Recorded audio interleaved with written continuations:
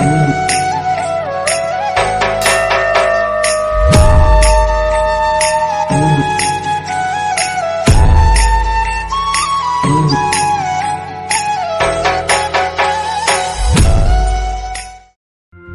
दो देवियों के दर्शन के बाद ही पूरी होती है मनोकामना। दूर दूर से आते हैं भक्त।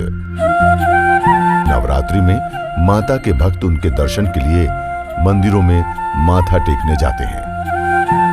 मध्य प्रदेश के मालवा क्षेत्र में देवास शहर में देवी का प्रसिद्ध धाम स्थापित है, जो कि माता के 52 शक्तिपीठों में शामिल है। देवास का ये शक्तिपीठ इंदौर से करीब 34 किलोमीटर दूर है।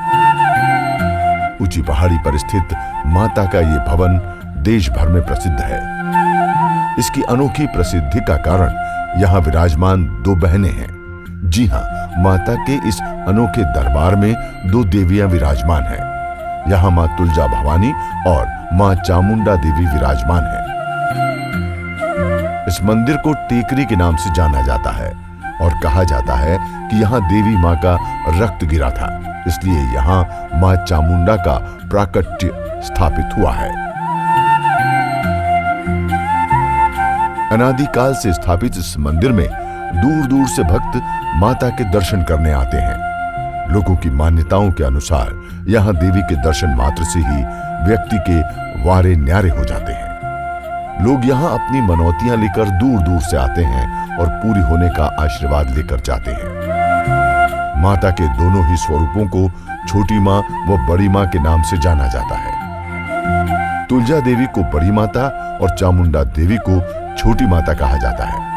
यहाँ पर लोगों का मानना है कि भैरव बाबा के दर्शन अनिवार्य हैं और उसके बिना प्रार्थना अधूरी है, इसलिए लोग बड़ी माँ और छोटी माँ के साथ भैरव बाबा के भी दर्शन करते हैं। यूं तो साल भर ही यहाँ भक्तों की भीड़ नजर आती है, लेकिन नवरात्रि के पावन पर्व पर पूरे 9 दिनों तक यहाँ भक्तों का तांता लग जाता है। कई भक्त तो यहाँ हर रोज माथा टेकने आते हैं। इस मंदिर पर आप 2 तरह से जा सकते हैं। या तो आप सीढ़ियों से, जिनकी संख्या लगभग 410 है, या पक्की रोड से जो पहाड़ी से होते हुए मंदिर की ओर जाती है।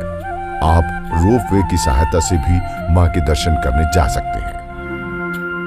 मंदिर की पौराणिक कथा।